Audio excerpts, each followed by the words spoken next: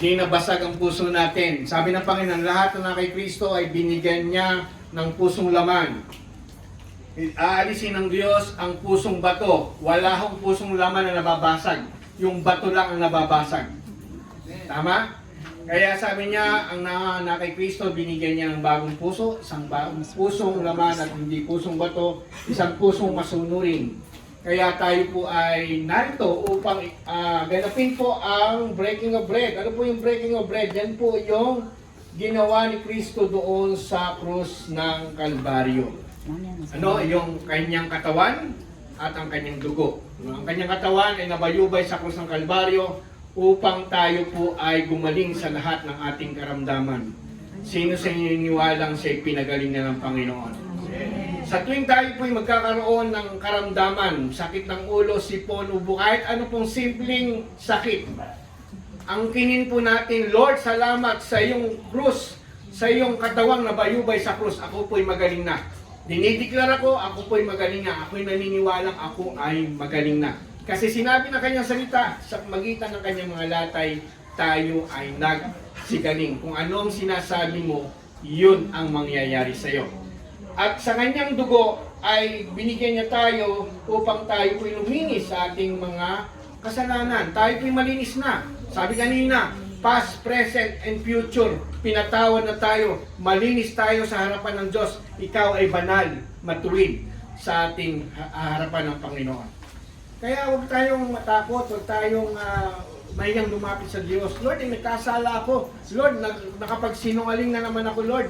Lord, nakagawa na naman ako na hindi tama. Ang sasabihin mo lang, Lord, nagkakamali ako, pero salamat sapagkat kasama ang lahat ng kasalanan ito, binayaran mo na sa krus ng Kalbaryo. At sang araw makikita mo, hindi ka na nagkakasala. Bakit? Dahil naghahari na si Kristo sa buhay mo.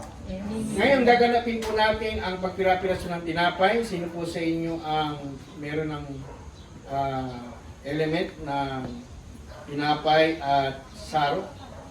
Meron na po ba kayo? Okay. Ang sabi sa 2 Corinthians 11:23, ito ang aral tinanggap ko sa Panginoon na binibigay ko naman sa inyo. Ang Panginoong Yesus, nung gabing siya ipagkanulo, ay dumampot ng tinapay.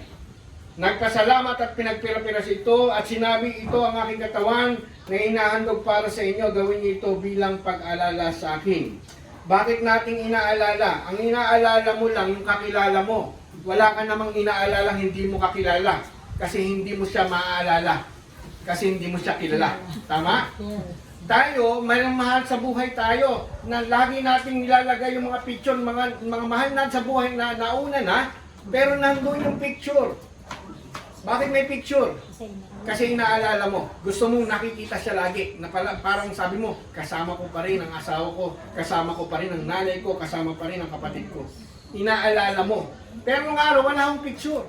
Ang sabi ng Panginoon, gawin niyo ito bilang pag-alala sa akin. Ano yung ginagawa natin? Inaalala natin ang Panginoong Jesucristo doon sa ginawa niya sa krus ng Kalbaryo na binayaran niya ang ating mga kasalanan, na pinagaling niya ang ating mga karamdaman. Ngayon, ito po yung tinapay. Ang sabi pa sa susunod, 25, ganyan din naman, matapos maghapunan ay hinawakan niya ang sarong at sinabi, ang sarong ito ang bagong tipan na pinagtitibay ng aking dugo. Tuwing iinumin ito, gawin niyo ito bilang pag-alala sa akin.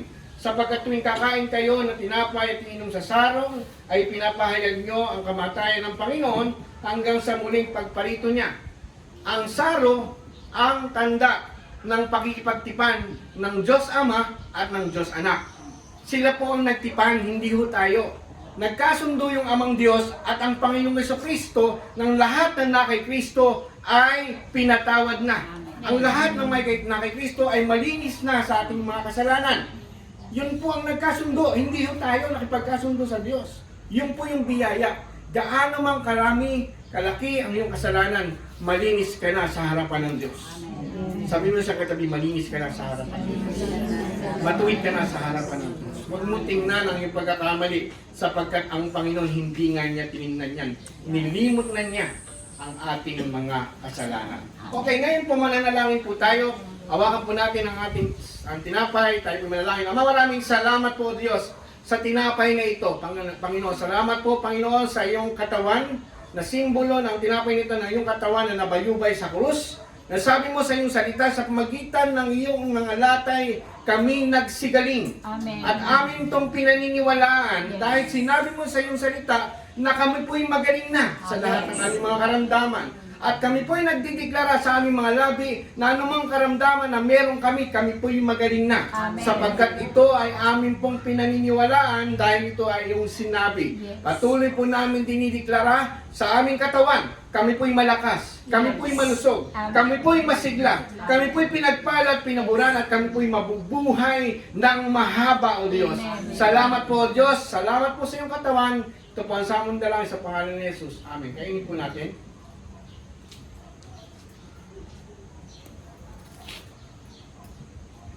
Hawakan po natin ang sarok.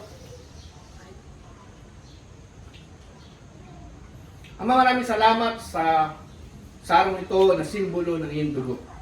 Sapagkat walang ibang pwedeng maglinis sa amin, sa aming mga kasalanan, kundi ang iyong dugo, Panginoon. Sapagkat walang kapatawan ng kasalanan kung walang pagbububo ng dugo.